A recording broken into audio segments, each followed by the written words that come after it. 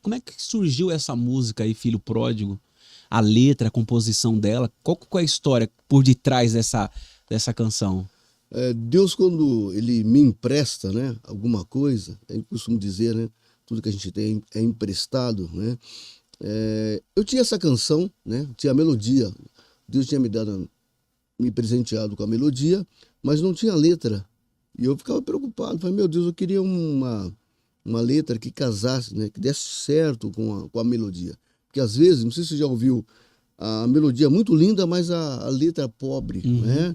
Então, se você falar que Deus é maravilhoso, você tem que ler muito mais que maravilhoso. Você não tem que arrumar um meio, né? Ir lá no Velho Aurélio, né? Ou no Google, ou se não tiver, pede a Deus sabedoria para fazer uma coisa, né? E eu estava preocupado. E uma certa tarde, eu em casa, já era 6 meses que eu tinha a melodia. E não tinha a letra. 6 meses já, né? Contado. E aí Deus me fez abrir Lucas 15, comecei a ler e comecei a escrever. E parecia que Deus estava ministrando no meu coração que ele ia salvar muitas vidas, né, através dessa canção. E eu me lembro que, ainda garotão, eu nasci na Assembleia de Deus, né, então se cantava muito aquela música, né, para o apelo, né? Eu venho como estou, eu venho como estou. Senão, ao findar o labor dessa vida, agora é um filho perdido. Eu fico feliz porque foi fazer parte da história, né, da igreja aqui na Terra.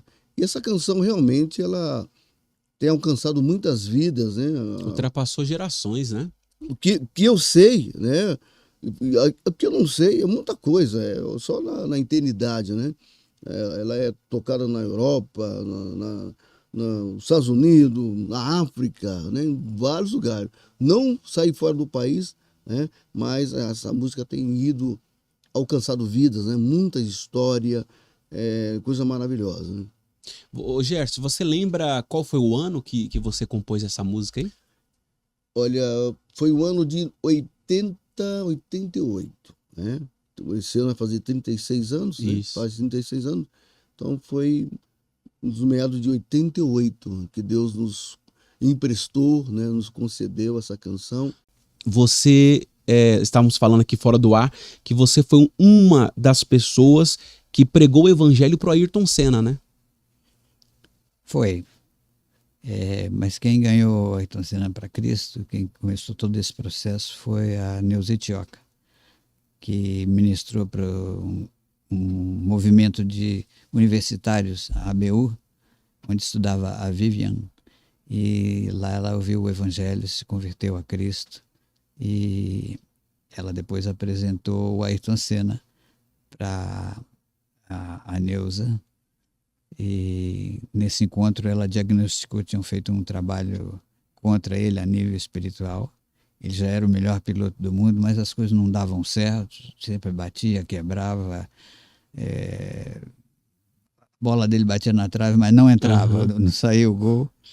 E a Neuza fez uma oração de libertação dessas forças espirituais do mal. E o Ayrton Senna foi lá e ganhou 3 corridas seguidas. E ele ficou muito impressionado. Ele voltou nas férias dele e falou: olha, eu quero saber mais desse Deus aí, que ele não é fraco, não. E aí ela apresentou o plano da salvação para ele, ele tomou uma decisão ali na hora. Daí ela me ligou e falou, olha, o que eu faço agora, Alex? Eu falei, não conta para ninguém. Porque a experiência que nós tínhamos com atletas de Cristo, de atletas famosos que se convertiam, é que eles passavam a sofrer uma pressão enorme com convites para pregar em várias igrejas. Ele era um bebê espiritual, ele não estava na hora de ser exposto. A gente começou a fazer um trabalho de discipulado com ele.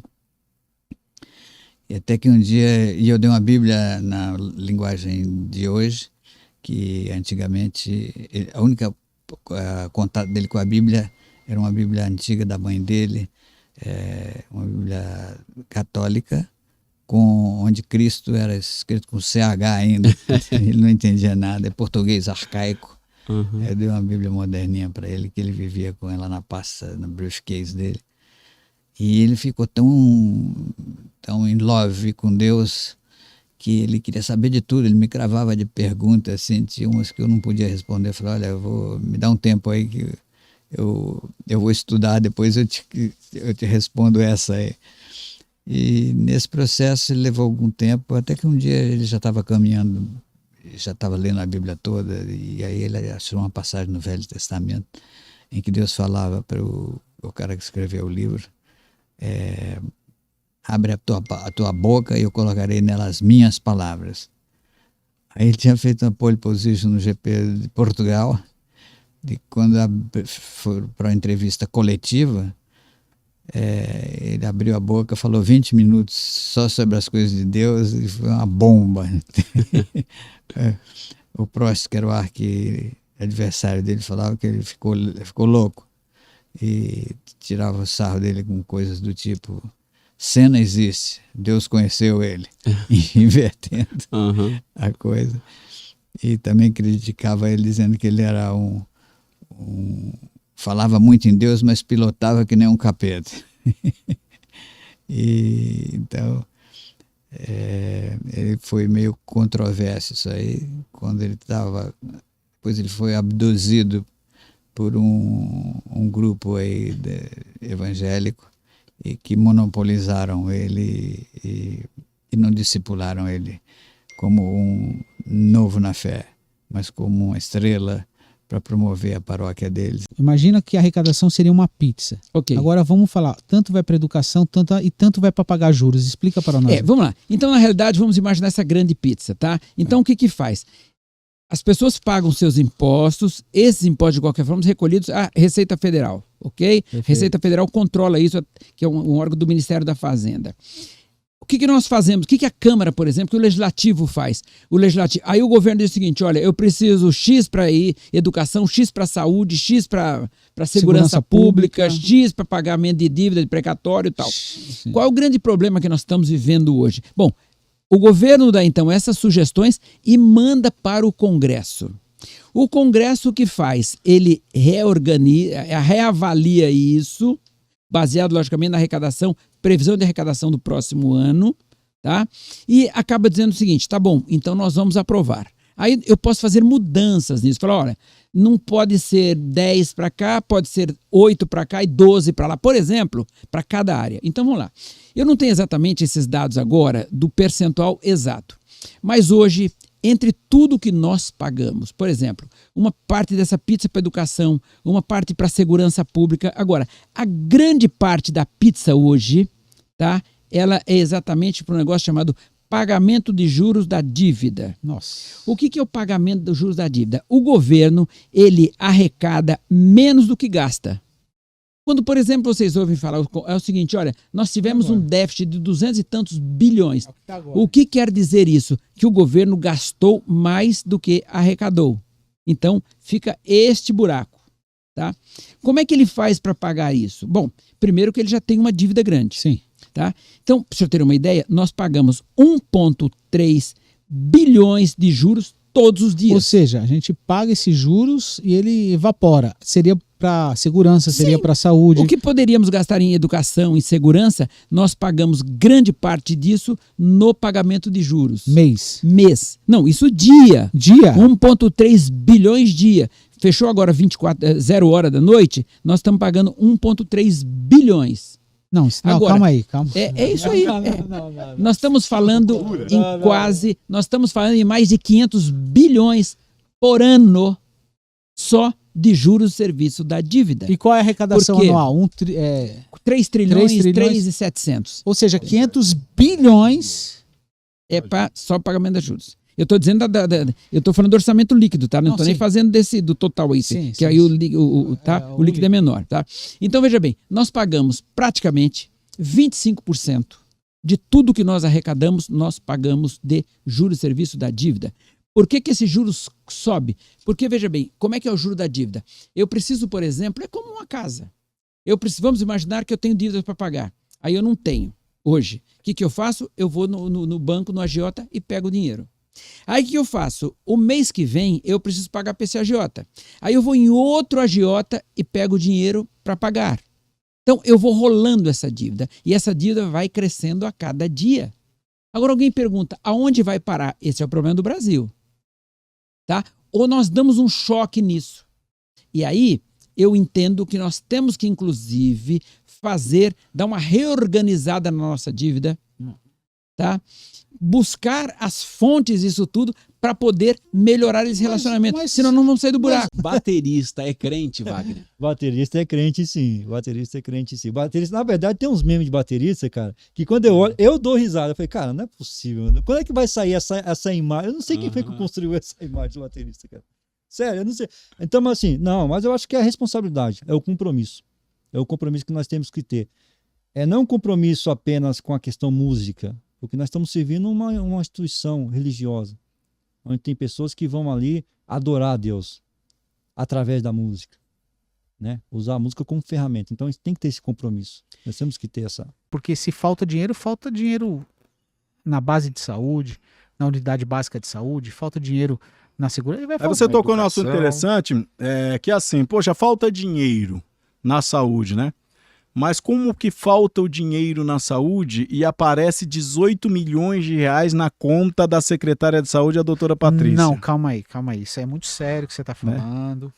Isso aí você sabe que quando você levanta um fato desse, é necessário você se resguardar juridicamente. Como que é isso aí? Tem o quanto, aonde e com quem tá? Já está na conta da secretária municipal, a Patrícia, que do marido dela, eles abriram um CNPJ e apareceu 18 milhões de reais, que foi transitados em compras de patrimônios. E quem é Isso ela? já é inquérito, é a secretária de saúde da autarquia municipal de Tapicerica da Serra, braço direito do prefeito, que inclusive foi cogitada a ser uma das vice-prefeitas dele, que inclusive está dando matéria de jornal, essa semana vai estar estourando na Rede Globo, na Rede Record, inclusive ontem, em Domingo Espetacular, já era para ter subido a matéria, não subiu ontem, hoje já é segunda-feira, nós estamos gravando, ontem domingo era para ter subido e vai estourar essa semana o maior escândalo de corrupção da história de Tapicerica da Serra, que já está, isso eu estou falando porque já está documentado, está no Ministério Público, já é inquérito policial. Nossa, e é o maior escândalo de todos os tempos. E aí você chega dentro de um pronto-socorro, não tem um remédio. Então a questão de Tapicerica é o combate à corrupção. Meu, é triste É o combate demais, à cara. corrupção, É triste enquanto as pessoas demais. estão morrendo dentro do Meu, pronto-socorro, é você não triste, tem uma é triste. ambulância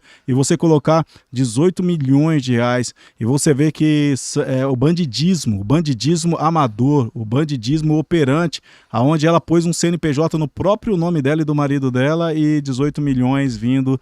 E faltando a algodão. acusação de corrupção passiva é de propina da área da saúde, 18 milhões de A reais. dengue como que está lá hoje? Um absurdo de dengue, né? Acho que como no Brasil de uma forma geral, só que lá a gente vê a contribuição.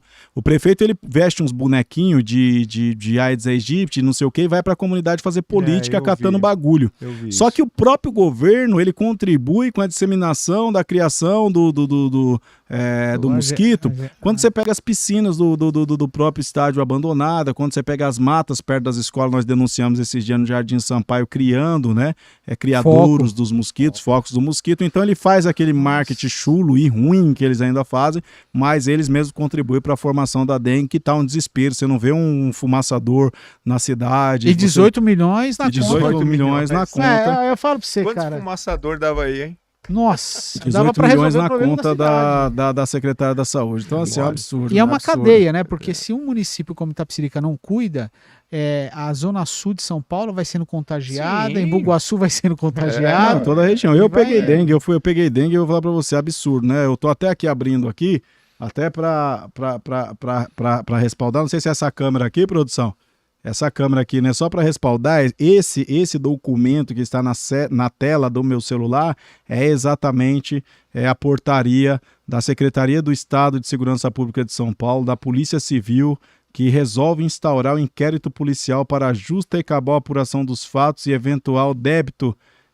de corrupção passiva, né? Que está aqui em nome da secretária, a superintendente da saúde da Prefeitura Municipal e seu marido, né? A Patrícia Gomes Nicastro e o Fábio Augusto Genton teriam adquirido diversos imóveis com valores provenientes do ato de corrupção ocorrido na municipalidade. Então isso aqui 18 milhões é 18 milhões de reais. Então isso aqui é algo que já está na justiça. Então assim, Renato, o que a gente precisa fazer é começar a levar a cidade com seriedade. Infelizmente, a administração que está lá, a administração que entrou e fez um balcão de negócios dentro da prefeitura da pior maneira possível, né?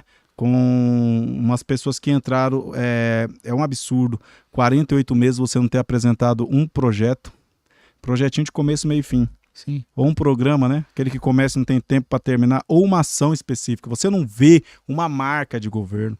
Você não consegue falar, poxa, esse governo construiu essa obra, esse governo ele deixou um projeto, um programa, você não tem nada, é 0, 0, 0, 0. Aí as pessoas, Itapecerica não tem dinheiro. Eu falo, gente, Itapecerica administra num período de 4 anos quase 3 bilhões de reais. É 2 vezes a fortuna do Silvio Santos. Hoje o patrimônio dele é avaliado em 1 bilhão e 800 milhões. É 3 vezes a fortuna do Neymar. É o que um prefeito administra em 4 anos na cidade, para ele não poder entregar nada para a cidade. E deixar sem CND ainda. E deixar sem CND, e deixar ainda nem a questão do embelezamento da cidade, que é a poda do mato e a sinalização das vias principais, as vicinais, as arteriais, estarem sendo feitas com a qualidade que deveria ser feita. Ou tinha algum atleta que você se inspirava, que você admirava? Eu acho que, sem dúvida nenhuma, você... Né? Quem gosta de futebol acompanhava sempre na televisão. Romário, Ronaldinho Gaúcho, Fenômeno, Ronaldo Fenômeno, Roberto Carlos, esses caras aí, era impossível você não admirar essas pessoas, esses artistas, né? Na infância eu particularmente gostava muito do Ronaldo Fenômeno. Para mim, até hoje, ele é o número 1, né? Então, assim, eu vi os vídeos dele assim, vi os jogos da seleção brasileira, falava, esse cara é diferenciado, é um cara fenômeno. É diferente, é fenômeno. E hoje eu continuo com a mesma visão, cara. Esse cara sempre foi um fenômeno, é fenômeno e continuará sendo pra mim. Entre Romário ou Ronaldo, qual que você Caraca, que prefere? pergunta difícil, hein? Você viu o Romário jogar também? Vi. Eu acho que o Fenômeno, eu sou fã de carteirinha do Ronaldo Fenômeno. Ele, pra mim, foi o número 1 e sempre será o número 1. E como que iniciou a sua história com a rádio musical? Olha, vamos lá. Minha mãe, ela sempre trabalhou, desde a primeira eleição do evangelista Carlos Apolinário, ele foi o primeiro deputado evangélico. O evangelista do povo de Deus. Exatamente, ele e o Gilberto Nascimento. Minha mãe já trabalhava desde sempre com ele. E aí, por acaso, são 2 histórias separadas, eu me casei com o sobrinho dele. E aí, 1 mês de casado, eu trabalhava numa agência de publicidade, eu já era formada jornalista, eu trabalhava numa agência de publicidade, e ele foi almoçar na minha casa. E aí ele começou a me perguntar, você trabalha com o quê? O que você faz? Faço isso. Quanto você ganha? Ganho tal. Tá bom. Aí a gente almoçou, tal. Depois do almoço ele me chamou na sala e falou assim, então, você não quer vir trabalhar comigo? Quero. Já na rádio ou na candidatura? Não, trabalhar com ele. Eu trabalhava direto com ele. Então eu trabalhava com a rádio. Então, aí que eu comecei a trabalhar na rádio, na parte comercial da rádio. Trabalhava também nas campanhas dele. Então, eu trabalhava com ele, nas empresas. Então, eu fazia de tudo um pouco. Sempre na área de comunicação. Então, ele tinha uma empresa de telemarketing. Então, eu trabalhava na área de mídia, porque a gente vendia produtos na TV, então eu que cuidava de toda essa parte da mídia, cuidando da musical, cuidando também da uma outra rádio que ele tinha, Rádio Vida. Então, eu sempre trabalhei, sempre estava envolvida com ele, e sempre com a rádio musical também. Então, aí começou. E aí, como eu tenho o sobrenome Apolinário, aí as pessoas, você é filha do Apolinário? Não, eu sou sobrinha. Não, aí ele falava pra mim, não corrija mais ninguém.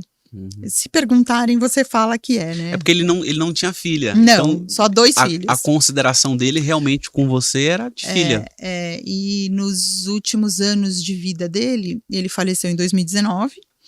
Nos últimos 4 anos, quando ele descobriu o câncer, aí a gente ficou muito mais próximo, né? Foi uma tragédia pessoal para mim perdê-lo, porque tudo que eu sei, tudo que eu faço, foi ele que me ensinou. Como eu andava muito com ele, então eu aprendi tudo, forma de lidar. Ele era uma pessoa muito honesta, muito clara, então não tinha novidade com ele. Novidade no sentido de não tinha surpresa, não é novidade, não tinha surpresa. Então ele era muito correto nos seus negócios e isso era muito legal. Então eu aprendi muito com ele. E como é que foi a perda dele, assim, pra rádio, pra equipe? Porque ele era muito querido por todo mundo. Era muito querido. Bom, pra mim, particularmente, foi um baque, porque eu tinha certeza da cura. Eu orava pela cura, e como a gente tinha muitos projetos, na minha cabeça, não, Deus vai ressuscitar, vai fazer alguma coisa, não pode acabar assim, né? E eu nem imaginava que eu iria assumir a rádio até então. Porque os meus projetos eram com ele, eu queria, o que a gente conversava, o que a gente queria fazer era junto. Então, quando eu recebi a notícia, eu falei, não, tá errado isso, não pode ser assim. Enfim, e aí, infelizmente, ele se foi. E depois de praticamente 1 ano, eu fui convidada pelos donos da rádio a assumir 100% a rádio, e oi! Eu acho que nem nos meus melhores sonhos eu tinha imaginado uma coisa dessa. Eu tinha pensado nisso, nunca. Mas eu vejo a mão de Deus, como tudo aconteceu, tudo que aconteceu comigo nesse interim, que foi muito difícil, porque eu perdi tudo do dia para noite. E como Deus trabalhou na minha vida e fazendo com que eu voltasse na direção da rádio, foi uma das maiores experiências que eu tive com Deus. E você conseguiu colocar em prática tudo que você aprendeu com ele. Sim. E a resposta é a confirmação desse seu ministério que você falou, é o upgrade que a musical deu nesses últimos anos. Deu porque eu mudei tudo, né? O meu tio, ele tinha muitas ideias, ele queria fazer muitas coisas, mas talvez, eu não sei se pela idade, algumas limitações não aconteciam. Quando eu assumi, eu me propus a mudar tudo para melhor, modernizar tanto a parte física de estúdio, do local que a gente estava. Hoje a gente está na Avenida Paulista, como a parte também de dentro da rádio. Então, toda a parte de plástica da rádio, a gente mudou tudo, a identidade visual, mudamos tudo, forma de trabalhar também com os pastores. Então, a parte financeira a gente mudou 100%. E foi muito legal, assim, foi uma coisa extraordinária para mim, como um desafio, né, de fazer tudo isso acontecer, como para os clientes também, porque melhorou muita coisa. Vieram outros clientes, novos clientes. Eu tenho um cliente lá, por exemplo, o missionário Ezequiel Pires está, acho que 21 anos com a gente lá. Assembleia de Deus do Brás está lá também, Rodrigo Salgado, Paulo Lutero de Mello, que está lá há tantos anos. Foi muito bom para todo mundo, né? E a captação também de novos clientes. mas é um desafio diário, não é fácil. E, gente, traumas interpretados. Olha que loucura isso. Todos nós carregamos traumas, dores, e a maioria é interpretado. No sentido de, por exemplo, eu atendi uma... É muito comum isso. A gente tem 6 feridas básicas emocionais, né? A maioria das pessoas tem, que são a ferida do abandono, da rejeição, da traição, da humilhação. Todas as pessoas. Todas as pessoas. Não, são 6 feridas. Aí tem tá. pessoas que vão ter as 6, tem gente que vai ter 5, tem gente que vai ter 2. Então, são essas feridas. E aí, olha só, são feridas emocionais desde a nossa infância e às vezes até herdada dos nossos pais. Que a gente pode repetir isso. Por exemplo, traição.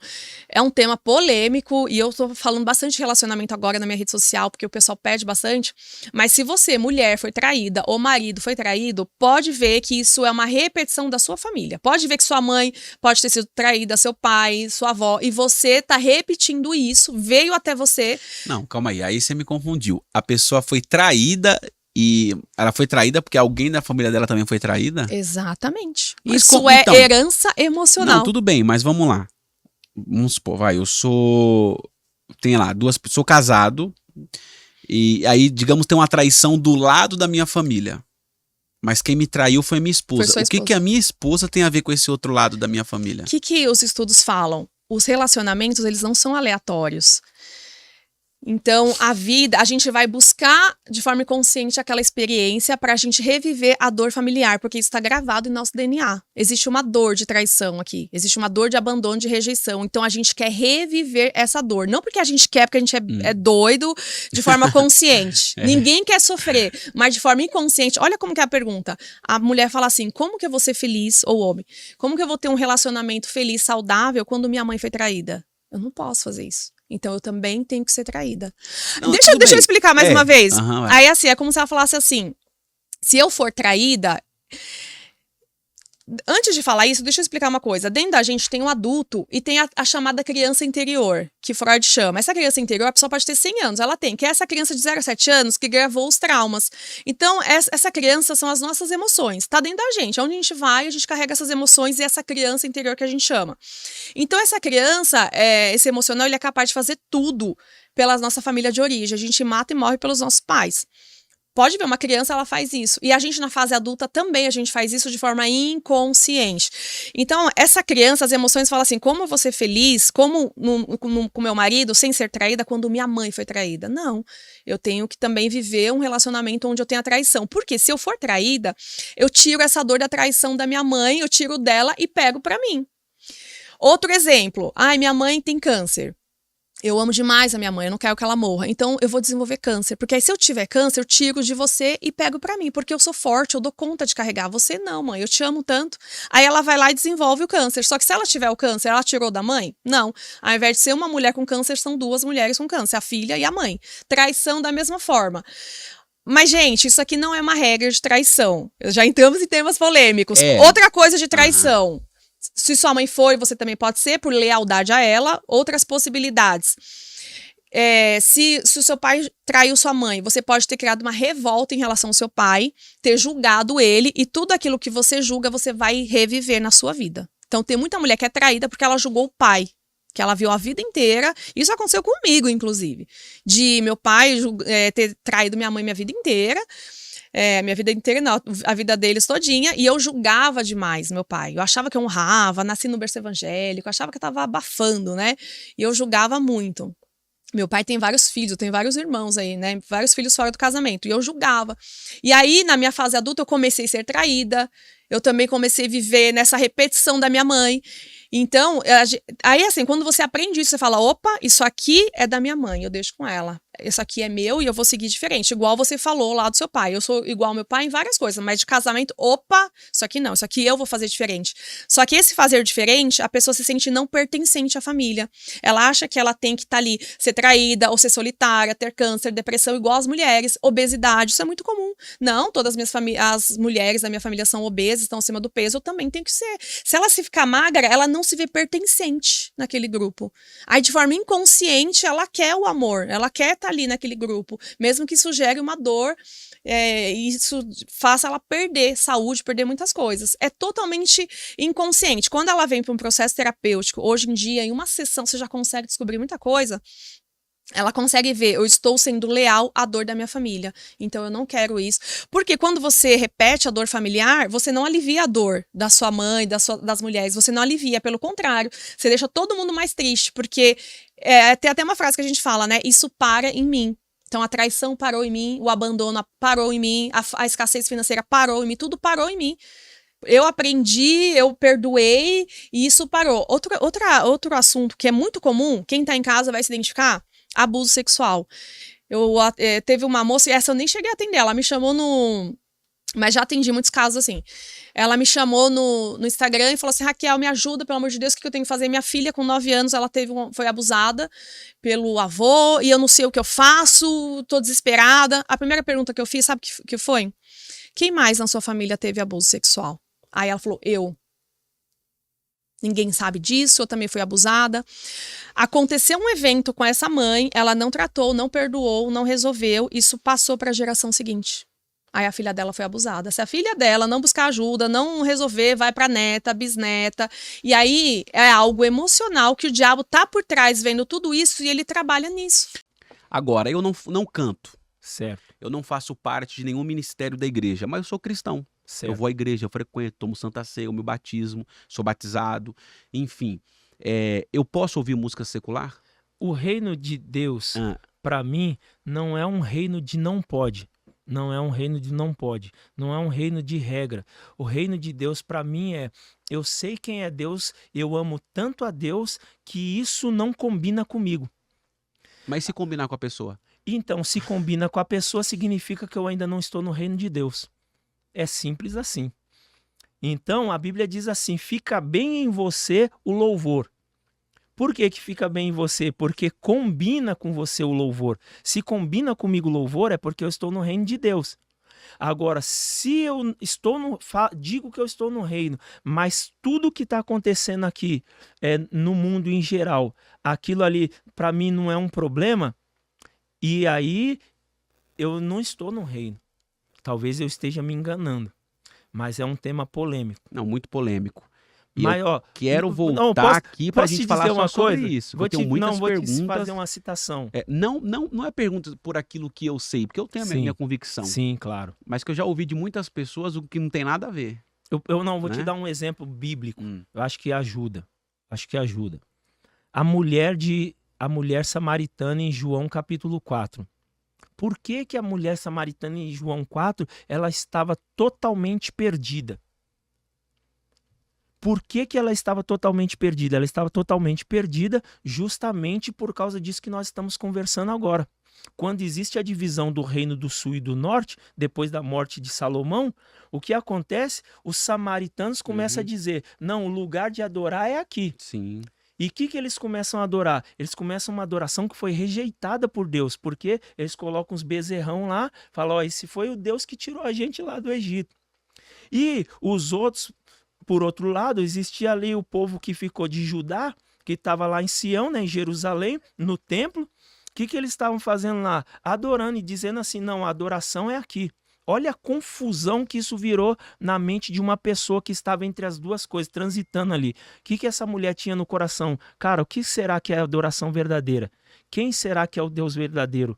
Quando você não tem as definições do quem é Deus, quando você não tem a revelação de quem é Deus, você entra em parafuso, em colapso.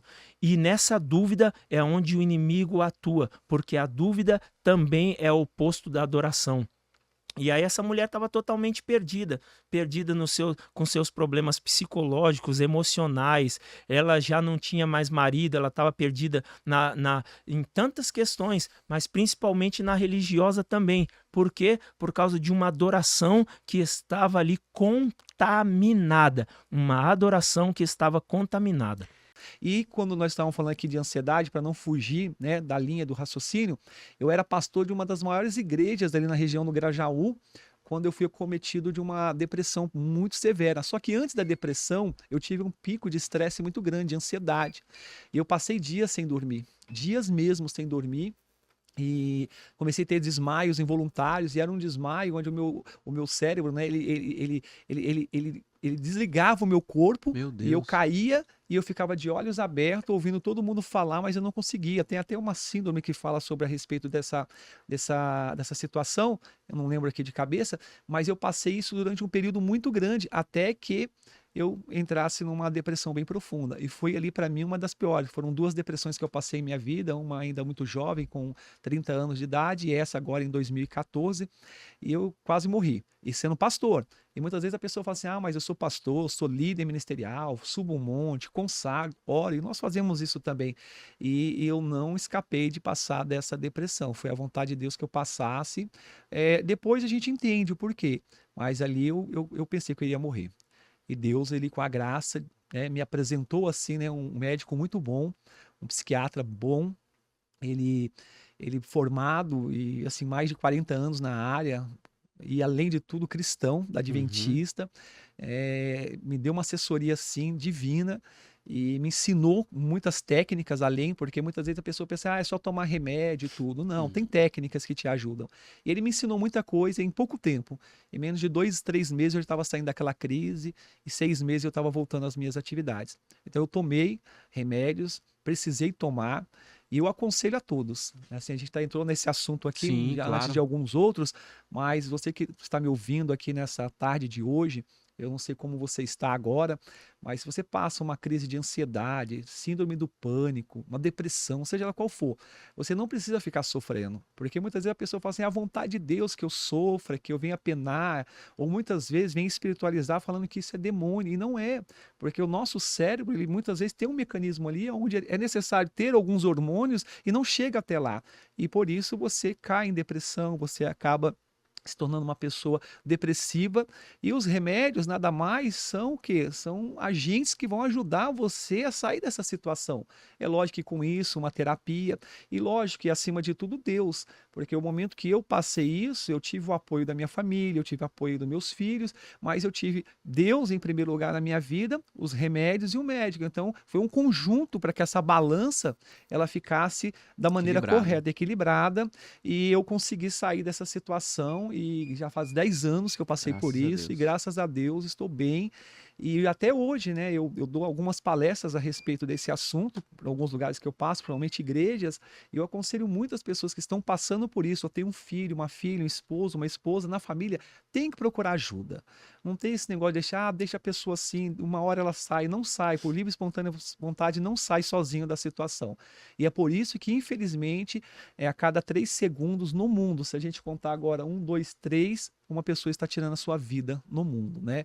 Então, as pessoas precisam de ajuda, elas dão sintomas, elas aparentam, elas pedem socorro, e muitas vezes a gente não consegue compreender, entender, acaba não tendo essa empatia, e muitas vezes um familiar, um amigo, perece de uma maneira terrível, e sendo que tem muita ajuda disponível aí.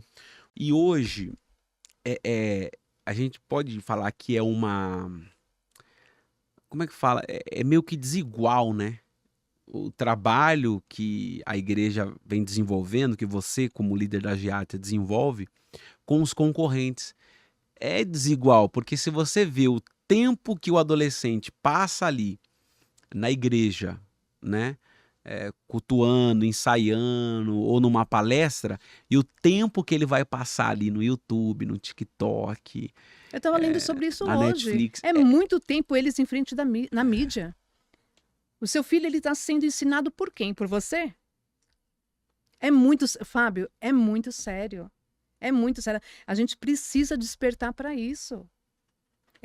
Eu tenho uma briga muito grande assim de colocar isso na mente de algum líder. Por exemplo, hoje eu estava conversando com uma líder nova, ela falou, o que é a Giardia? Né? E aí ela falou, olha, eu sou psicopedagoga, então ela já tem um conhecimento. Ela falou, Regina, tem que ter uma diferença. Não dá para colocar tudo no mesmo balaio. Não tem como. O trabalho com eles tem que ser diferenciado. Até ontem eu estava me lembrando de uma mulher que aceitou Jesus no culto.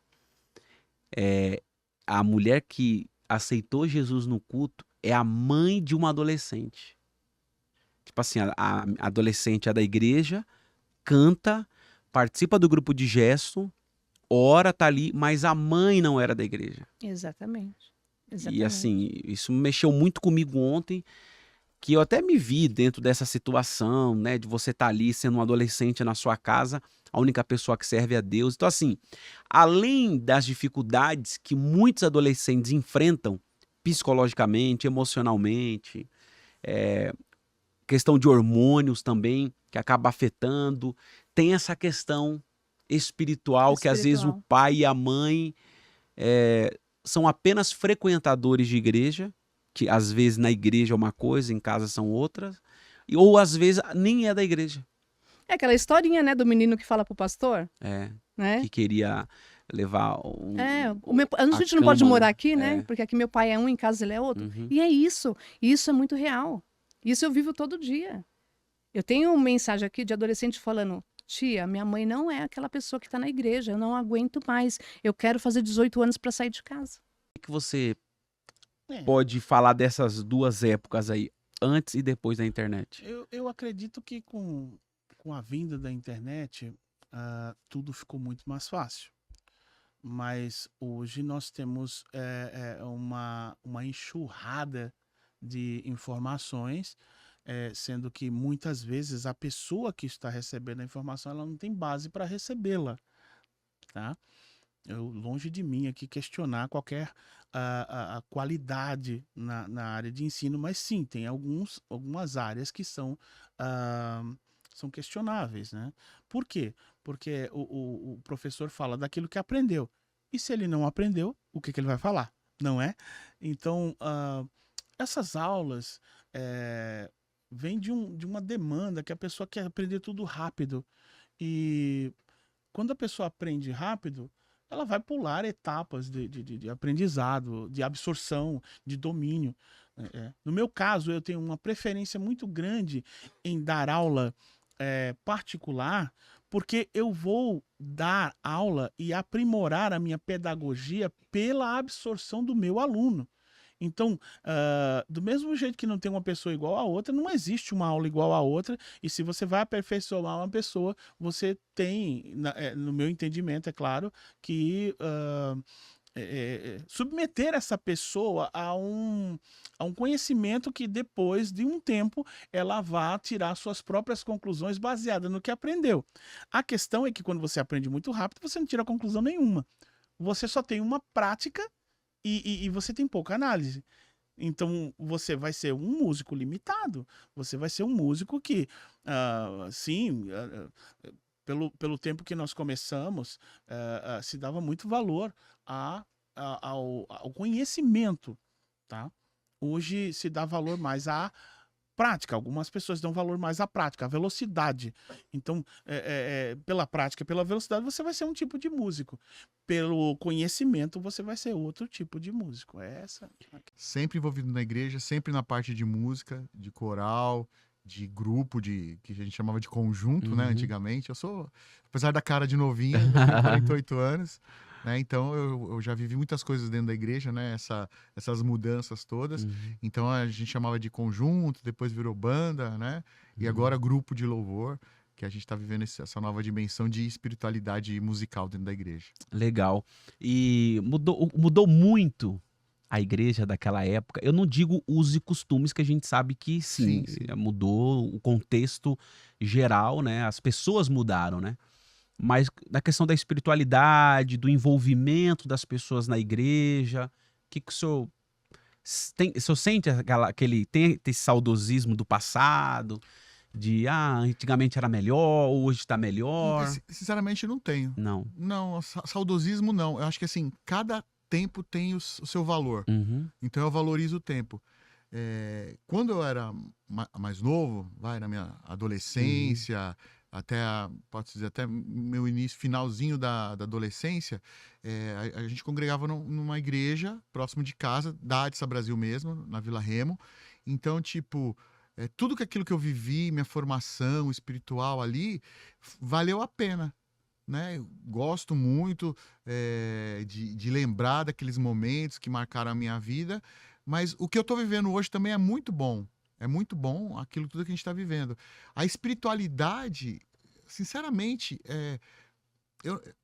eu não tenho um termômetro de fé, né?